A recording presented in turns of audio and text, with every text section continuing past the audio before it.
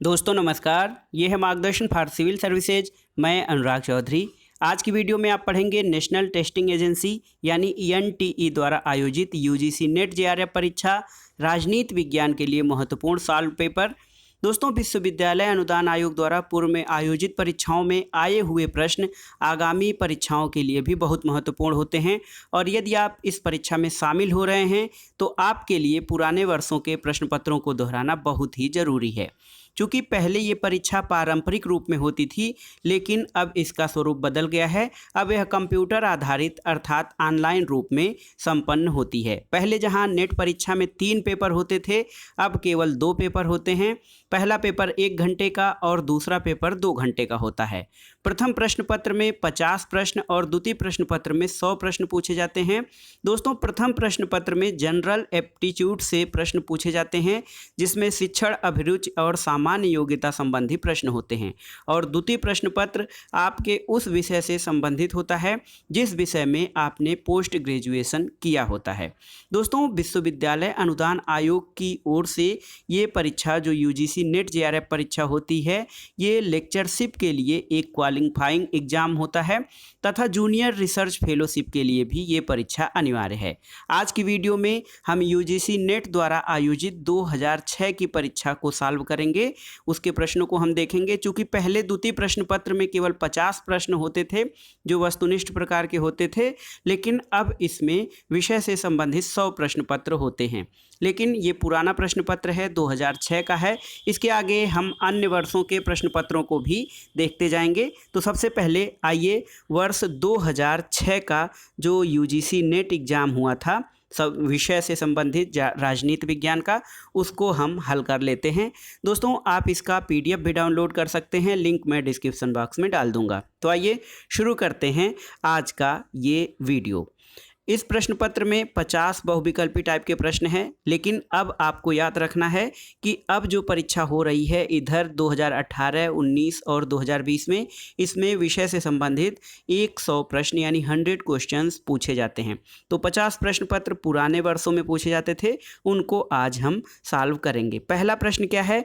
पहला प्रश्न है, आदर्श राज्य के विचार में प्लेटो ने बुभुक्षा शब्द का प्रयोग निम्नलिखित में से किस वर्ग के संदर्भ में किया है?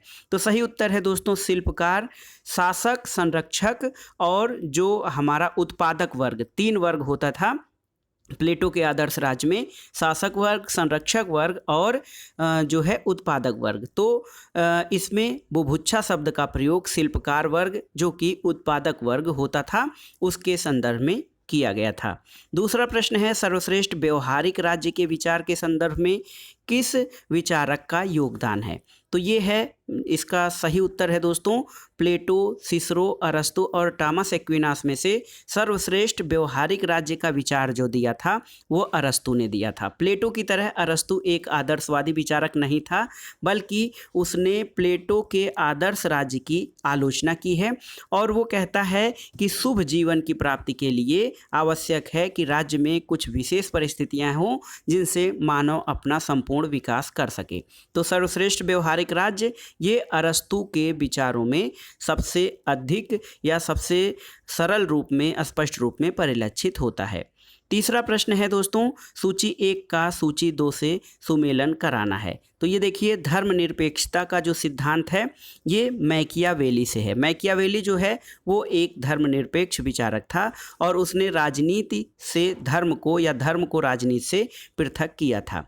सहमति का विचार जो है वो लाक से संबंधित है। इसके अलावा व्यक्तिवादी सिद्धांत हाब्स से और स्वतंत्रता का सिद्धांत रूसो से संबंधित है। अगला प्रश्न है, चौथा प्रश्न दोस्तों, कौन से जोड़े का सही मिलान नहीं है? तो जो जोड़ा सी है, सी गांव के पुनर्गठन का विचार जेपी नारायण का नहीं है। ये इसके अलावा जो अन्य 3 विकल्प हैं जैसे राजनीति का आध्यात्मिकरण का विचार महात्मा गांधी का, ये सही है। नव मानववाद का विचार एमएन राय या मानवेंद्र नाथ राय, ये सही है।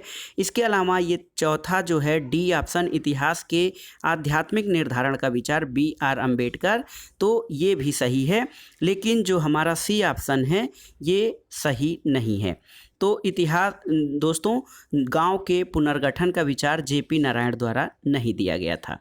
अगला प्रश्न है, 5वां प्रश्न, two treatises on civil government. देखिए ये पुस्तक का नाम है two treatises on civil government. इसके लेखक कौन हैं? तो इसके लेखक हैं दोस्तों जॉन लॉक। जॉन लॉक ने two treatises on civil government यह पुस्तक 1690 में लिखी थी। अगला प्रश्न है, छठा प्रश्न, निम्नलिखित में से किस लेखक ने न्याय का सिद्धांत समझौतावाद पर आधारित किया था? तो न्याय का जो सिद्धांत दिया है ये आधुनिक न्याय का विचार है जो समझौतावाद पर आधारित है। इसके विचारक जॉन रॉल्स हैं। ऑप्शन आपका सी सही है। और रॉल्स के न्याय सिद्धांत में समझौतावाद पर आधारित है। रॉल्स ने अपने न्याय सिद्धांत को शुद्ध प्रक्रियात्मक न्याय की संज्ञा दी है। तो न्याय का सिद्धांत जो है समझौतावाद पर आधारित, ये जॉन रॉल्स का है। वैसे न्याय संबंधी जो विचार है या राजनीति के क्षेत्र में न्याय संबंधी विचार, उससे प्रमुखता से प्लेटो का नाम जुड़ा हुआ है। लेकिन न्याय का समझौतावादी सिद्धांत जॉन रॉल्स का विचार है। सातवां प्रश्न है, कौन से जोड़े का सही मिलान सही नहीं है? तो कौन से जोड़े का मिलान सही नहीं है? दो तलवारों का सिद्धांत। तो दोस्तों दो तलवारों का सिद्धांत जो है ये देखिए, ये कह रहे हैं कि दो तलवारों का सिद्धांत जॉन ऑफ सेल्सबरी का है। न्याय का वितरणात्मक सिद्धांत जो है वो जॉन रॉल्स का है। और इसके अलावा जो अंतर्विरोध का विचार है वो माओवाद का सिद्धांत है। और नव मानववाद का विचार है ये सिद्धांत कह रहे हैं, जबकि नव मानववाद का विचार जो है ये एम.एन. राय की देन है, जिसको कि उग्र मानववाद भी कहा जाता है। तो डी ऑप्शन आपका सही मिलान नहीं है। आठवां प्रश्न है, चर्च की सरकार इसके सदस्यों की सहमति पर आधारित है। चर्च की जो सरकार होती है इसके सदस्यों की सहमति पर आधारित है।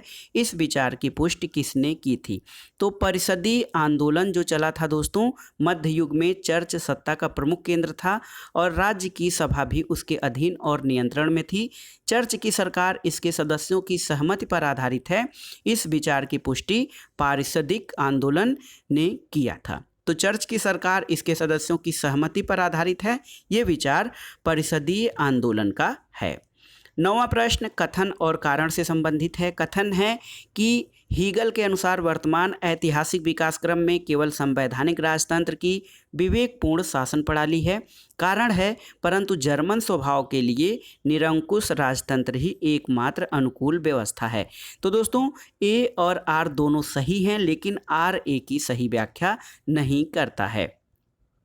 10वां प्रश्न है, एक कोटेशन है, कथन है, किसने कहा है कि कौन क्या कब तथा कैसे प्राप्त करता है? यह राजनीति का विषय है। बहुत ही महत्वपूर्ण कथन है। कौन क्या कब तथा कैसे प्राप्त करता है, ये राजनीति का विषय है। ये एक अंग्रेज विचारक हैं, अभिजनवादी विचारक लासवेल। लासवेल ने कहा है कि कौन क्या कब तथा कैसे प्राप्त करता है। 11वां प्रश्न है दोस्तों, संवैधानिकवाद की पश्चिमी अवधारणा में मुख्य विशेषता क्या है? तो संविधानवाद की जो पश्चिमी अवधारणा है उसकी मुख्य विशेषता क्या है? तो देखिए इसमें पहला जो विशेषता है वो विचारधारा है, दूसरा विधि का शासन, तीसरा प्रतिनिधि संस्थाएं और चौथा सशक्त आंदोलन। तो इसमें जो है ऑप्शन बी आपका सही है। इसमें 2, 3 और 4 जो हैं वो सही हैं। विधि का शासन होता है संविधानवाद में, प्रतिनिधि संस्थाएं होती हैं और यहाँ पर लोकमत यानी पब्लिक ओपिनियन सशक्त होता है। 12वां प्रश्न है, किसका विश्वास है कि शासक वर्ग की शक्ति और तथा विशिष्ट चालाकी से शासन करता है? तो शासक वर्ग की शक्ति तथा विशिष्ट चालाकी से शासन करने का जो विचार है ये पेरेटो का विचार है। पेरेटो एक अभिजनवादी विचारक है। वो मानता है कि शासक वर्ग शक्ति और विशिष्ट चालाकी से शासन करता है। 13वां प्रश्न है दोस्तों, आदर्शवाद किस पर आधारित है? तो आदर्शवाद जो है वो नैतिकता की प्रधानता पर आधारित है। विकल्प डी यानी चौथा विकल्प सही है। तुलनात्मक राजनीति और राजनीतिक विश्लेषण से संबंधित प्रश्नों को देखते हैं। तो पहला है, नियामक राजनीतिक सिद्धांत का कृत विद्रोही सिद्धांत कौन सा है? ये है ऑप्शन ए आपका व्यवहारवाद। व्यवहारवाद जो है वो राजनीति सिद्धांत का कृत विद्रोही सिद्धांत है। द्वितीय विश्व युद्ध के बाद परंपरागत राजनीति विज्ञान के विरोध में एक व्यापक क्रांति हुई, जिसके विद्वानों ने व्यवहारवाद या व्यवहारवादी क्रांति कहा जाता है और इसे राजनीति सिद्धांत का कृत विद्रोही सिद्धांत कहा जाता है और ये सिद्धांत व्यवहारवाद यानी बिहेवियरलिज्म है। 15वां प्रश्न है, भारत की संघीय व्यवस्था इस संघीय राज्य के निकट है। ऑप्शन है आपके संयुक्त राज्य अमेरिका, कनाडा, स्विट्जरलैंड और फ्रांस। तो भारत की संघीय व्यवस्था जो है वो कनाडा की संघीय व्यवस्था के समान है। 16वां प्रश्न है आपका, भारत की संसदीय व्यवस्था में कौन से सिद्धांत पर आधारित नहीं है। तो भारत की संसदीय व्यवस्था शक्तियों के पृथक्करण पर आधारित नहीं है, जबकि यहाँ पर सामूहिक उत्तरदायित्व, न्यायिक सर्वोच्चता और संघवाद के सिद्धांत को अपनाया गया है। 17वां प्रश्न है, सामाजिक विज्ञान में व्यवस्था सिद्धांत आया था।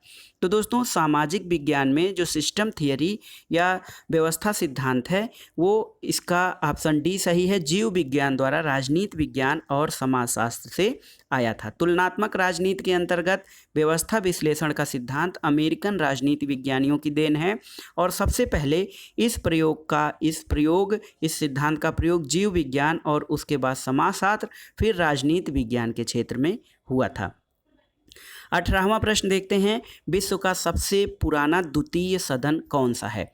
तो ये है दोस्तों ऑप्शन बी, लॉर्ड सभा जो है। लॉर्ड सभा इंग्लैंड की लोकतंत्रात्मक प्रणाली में कुलीन तंत्रीय संस्था कही जाती थी। इसकी सदस्यता का आधार वंशागत होता है और लॉर्ड सभा दुनिया का सबसे पुराना द्वितीय सदन है। तो दुनिया का सबसे पुराना द्वितीय सदन ये ब्रिटेन की जो है वो लॉर्ड सभा है। 19वां प्रश्न है, लुसियन पाई के अनुसार राजनीतिक विकास के संकट कौन कौन से हैं। तो इसमें आपको ऑप्शन है पहचान, वैधता, नगरीकरण तथा औद्योगिकरण और सशक्त लोकमत। तो इसमें आपके जो राजनीतिक विकास के संकट हैं लुसियन पाई के अनुसार ये वैधता, नगरीकरण और औद्योगिकरण तथा सशक्त लोकतंत्र हैं और इसमें ऑप्शन बी आपका सही है।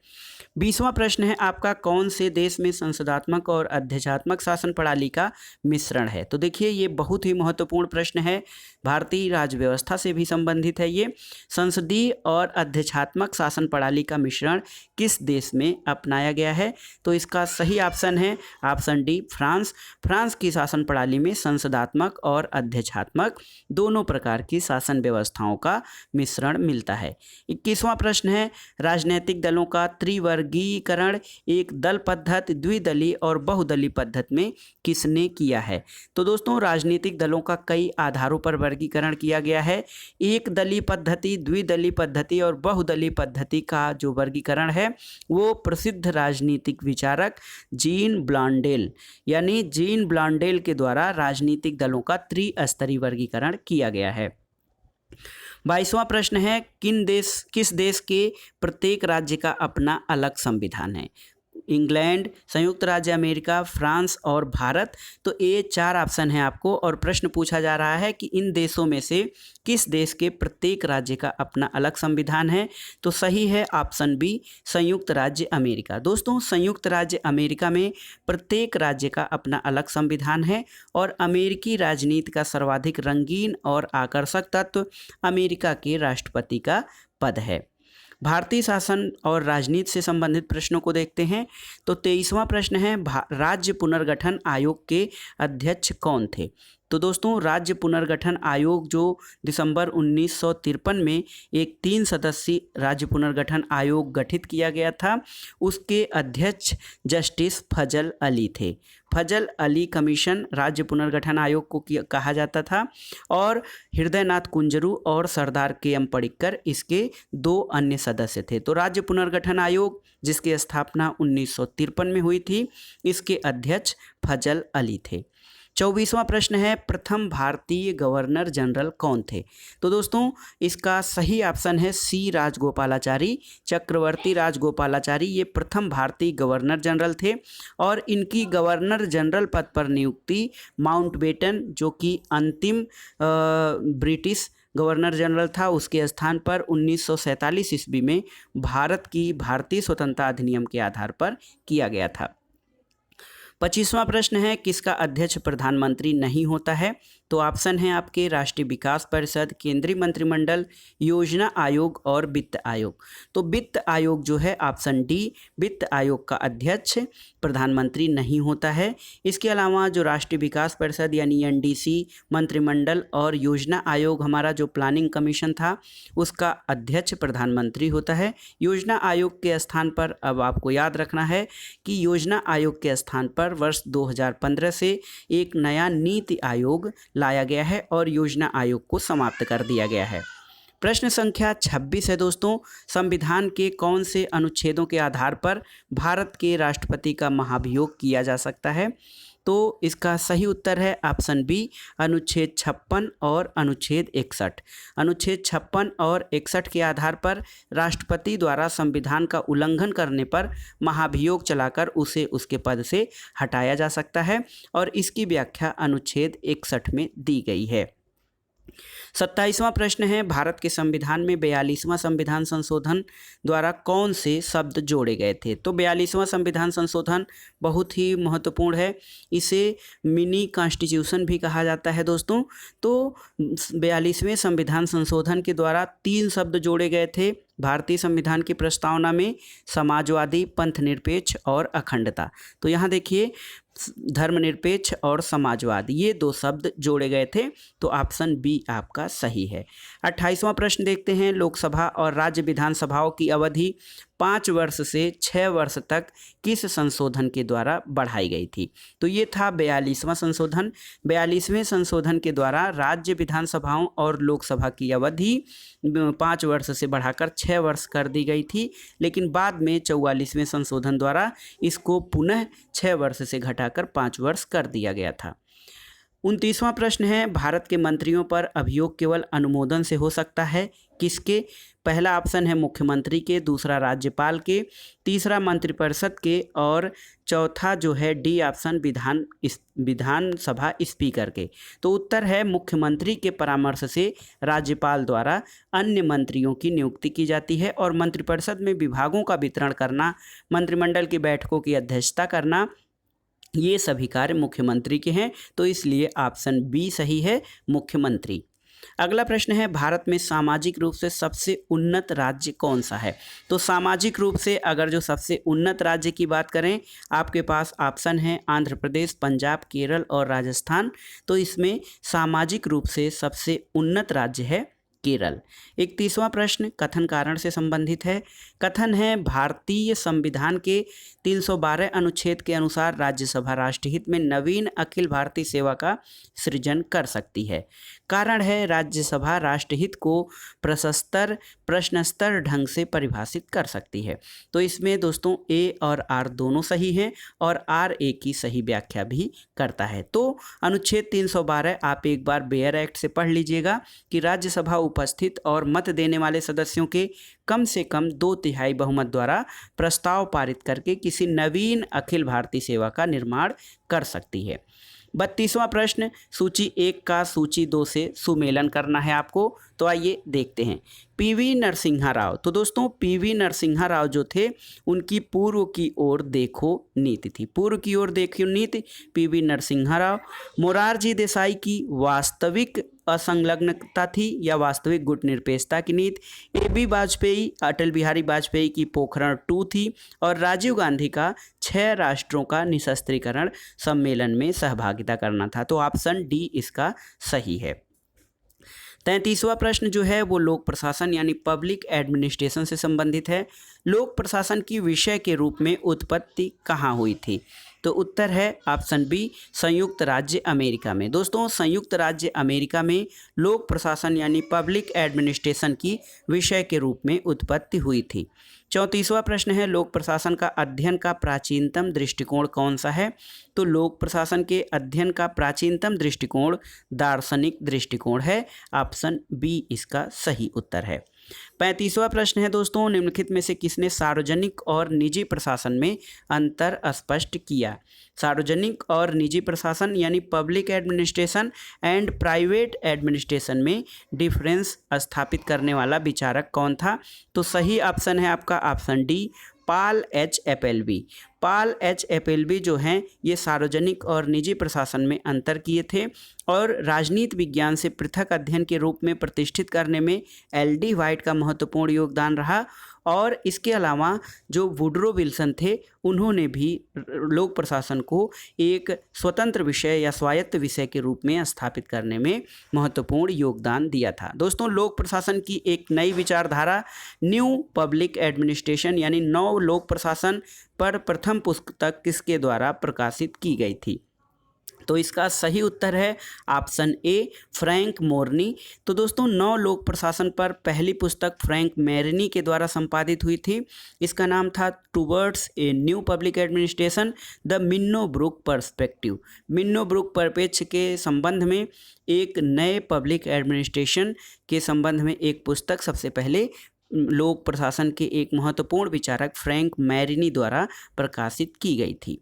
अगला प्रश्न है 37वां, एल्टन मेयो और उनके साथियों द्वारा हाथोर्न प्रयोग किए जाने पर कौन से 9 विचार उत्पन्न हुए थे जिन्हें क्या कहा गया था?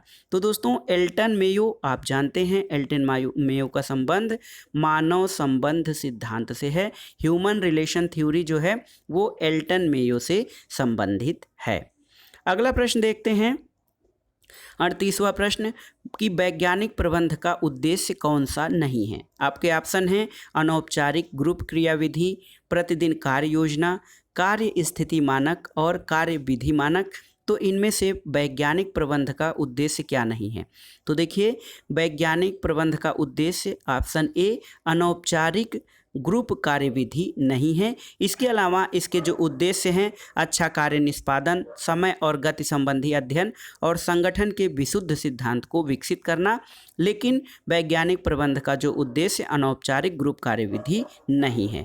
39वां प्रश्न है दोस्तों, आपके 39वां प्रश्न जो है वो है कि किसने स्टाफ सूत्र को त्रिवर्गीकरण, सामान्य स्टाफ, तकनीकी स्टाफ और सहायक स्टाफ में विभाजित किया था? देखिए, सही उत्तर है आपका दोस्तों option B, LD. White. LD. White इन्होंने स्टाफ सूत्र को त्रिस्तरीय वर्गीकरण किया था, जिसमें उनके वर्गीकरण के जो मुख्य बिंदु थे सामान्य स्टाफ, तकनीकी स्टाफ और सहायक स्टाफ में विभाजित किया था। 40वां प्रश्न है दोस्तों, उत्तरदायित्व के विभिन्न स्तरों पर उच्च अधिकारी तथा अधीनस्थ अधिकारी के संबंधों को क्या कहा जाता है? तो हायरार्की या पद सोपान कहा जाता है विभिन्न स्तरों पर उच्च अधिकारी और अधीनस्थ कर्मचारी के संबंध। पद सोपान का अर्थ आप जानते होंगे, इसको श्रेणीबद्ध प्रशासन भी कहा जाता है। 41वां प्रश्न है दोस्तों, प्रजातंत्र में लोक सेवक को प्रतिबद्ध होना चाहिए। तो आपके ऑप्शन हैं लोकनीति के कार्य नियमन के प्रति, संविधान के लक्ष्य के प्रति, सामान्य हित के प्रति और शासक दल की विचारधारा के प्रति। तो इसमें सही उत्तर जो है वो है ऑप्शन 1, 2 और 3। इसमें क्या है, जो प्रजातंत्र में जो लोक सेवक या पब्लिक सर्वेंट होता है उसे लोकनीति के कार्य नियमन, संविधान के लक्ष्य और सामान्य हित के प्रति जो है वो प्रतिबद्ध होना चाहिए, शासक दल की विचारधारा के प्रति नहीं, क्योंकि शासक दल की विचारधारा राजनीतिज्ञों का कार्य है। अगला प्रश्न है मैक्स वेबर, जिन्हें की नौकरशाही का प्रमुख विचारक माना जाता है। मैक्स वेबर के सत्ता संबंधी त्रिस्तरीय त्रिसूत्री वर्गीकरण में क्या शामिल है? तो इसमें ऑप्शन है आपके वंशानुगत सत्ता, पारंपरिक सत्ता, चमत्कारी सत्ता और वैध विवेकी सत्ता। तो दोस्तों ऑप्शन बी सही है आपका। मैक्स वेबर के सत्ता संबंधी त्रिसूत्री वर्गीकरण में पारंपरिक सत्ता, चमत्कारी सत्ता और वैध सत्ता शामिल है, जबकि इसमें जो वंशानुगत सत्ता है वो शामिल नहीं है। अंतर्राष्ट्रीय संबंध से संबंधित प्रश्न देखते हैं, शक्ति संतुलन के सिद्धांत का लक्ष्य क्या होता है? तो सही उत्तर है ऑप्शन डी, यथापूर्व स्थिति जो है वो शक्ति संतुलन के सिद्धांत का अर्थ होता है। इसमें ये माना जाता है कि विभिन्न राज्य जो है वो कई राज्यों के सहयोग से एक संतुलन स्थापित करते हैं ताकि ये संतुलन कोई भंग न कर पाए। यथापूर्व स्थिति यानी स्टेटस को जो होता है वो शक्ति संतुलन का लक्ष्य होता है। अगला प्रश्न है शांति प्रभाव की कार्यसूची किससे संबंध रखती है? तो ये है संयुक्त राष्ट्र से संबंध है, शांति के लिए एकता प्रस्ताव। अगला प्रश्न है, प्रकृति का वस्तुपरक कानून एक यथार्थवाद का सिद्धांत है, इसको अभिव्यक्त किया गया था। तो दोस्तों, प्रकृति का वस्तुपरक कानून एक यथार्थवाद का सिद्धांत है, इसे मार्गेनथाउ द्वारा प्रतिपादित किया गया था। आप सभी जानते हैं कि मार्गेनथाउ एक यथार्थवादी विचारक है और प्रकृति का वस्तुपरक कानून एक यथार्थवाद का सिद्धांत है, इसको मार्गेनथाउ ने व्यक्त किया था। यथार्थवादी दृष्टिकोण शक्ति, शस्त्र और युद्ध को मानव स्वभाव की विशेषता मानता है। 46वां प्रश्न है, व्यापारिक राज्य के सिद्धांत को अभिव्यक्त किया है। तो ये हैं रोजक्रांस। व्यापारिक राज्य यानी कॉमर्शियल स्टेट जो है दोस्तों, उसके सिद्धांत का प्रतिपादन एक विचारक हैं रोजक्रांस, उन्होंने किया था। अगला प्रश्न है, यथार्थवाद का विचार परिभ्रमण करता है शक्ति और किसके बीच? तो ऑप्शन ए है सुरक्षा के बीच, बी है युद्ध के बीच, सी विचारधारा के साथ और डी राष्ट्रीय हित के साथ। तो आपने पढ़ा होगा यथार्थवादी सिद्धांत में, यथार्थवाद का जो सिद्धांत है वो इस बात पर बल देता है कि विदेश नीति संबंधी निर्णय शक्ति और राष्ट्रीय हित के पक्ष में लिए जाने चाहिए, न कि नैतिक सिद्धांत और भावनात्मक मान्यताओं या आधार पर। तो सही ऑप्शन डी है। जो यथार्थवाद का विचार है वो शक्ति और राष्ट्रीय हित के सिद्धांतों पर आधारित होना चाहिए। 48वां प्रश्न है आपका कथन कारण से संबंधित है। कथन है, वैश्वीकरण ने राष्ट्र राज्य की प्रासंगिकता को दुर्बल कर दिया है। वैश्वीकरण या ग्लोबलाइजेशन ने राष्ट्र राज्य की प्रासंगिकता को दुर्बल कर दिया है। कारण है, कोई राष्ट्र राज्य जब प्रासंगिक नहीं है क्योंकि राष्ट्रवाद अब भी मूल शक्ति के रूप में चल रहा है। तो इसका ऑप्शन बी सही है। ए और आर दोनों सत्य हैं, लेकिन आर ए की सही व्याख्या नहीं करता है। 49वां प्रश्न है, निम्नलिखित घटनाओं का सही कालानुक्रम पहचानिए। तो इसमें घटनाएं हैं तेहरान सम्मेलन, याल्टा सम्मेलन, पोट्सडाम सम्मेलन और सैन फ्रांसिस्को शांति संधि। तो दोस्तों, इसमें जो इसका ऑप्शन ए है वो सही है। देखिए, तेहरान सम्मेलन का आयोजन 1943 में किया गया था, याल्टा सम्मेलन 1945 में, पोट्सडाम सम्मेलन 1945 और सैन फ्रांसिस्को शांति संधि 1951 में संपन्न हुई थी।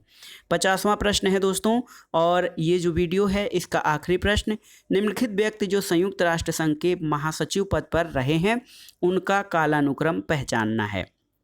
तो इसमें जो हैं डाग हैमरशोल्ड, त्रिगवेली, यू थांट और कुल्तवादलहिम, ये ऑप्शन है आपके पास, लेकिन सही उत्तर है यूएनओ के पहले महासचिव त्रिगवेली थे, उसके बाद डैग हैमरशोल्ड, उसके बाद यू थांट और फिर उनके बाद कुर्त बैल्डहिम को जो है संयुक्त राष्ट्र संघ के महासचिव पद पर स्थापित या उनको संयुक्त राष्ट्र संघ का महासचिव बनने का अवसर या मौका मिला था। तो ये थे दोस्तों यूजीसी नेट परीक्षा के लिए जो राजनीति विज्ञान विषय है उससे संबंधित 50 वस्तुनिष्ठ प्रश्नों का संग्रह। इसमें आपने वर्ष 2000 जो है आपने वर्ष 2006 के परीक्षा जो आयोजित हुई थी उसके महत्वपूर्ण प्रश्नों को देखा, और मुझे आशा है कि आप ये प्रश्न दोहरा लेंगे आगामी परीक्षाओं को या आगामी परीक्षा में शामिल होने से पूर्व। आपकी तैयारी में ये वीडियो बहुत ही सहायक होगा। वीडियो आपको कैसा लगा हमें कमेंट बॉक्स में ज़रूर बताइएगा। वीडियो को लाइक करें, शेयर करें और इस चैनल मार्गदर्शन फॉर सिविल सर्विसेज को सब्सक्राइब अवश्य करें। वीडियो देखने के लिए धन्यवाद। नमस्कार।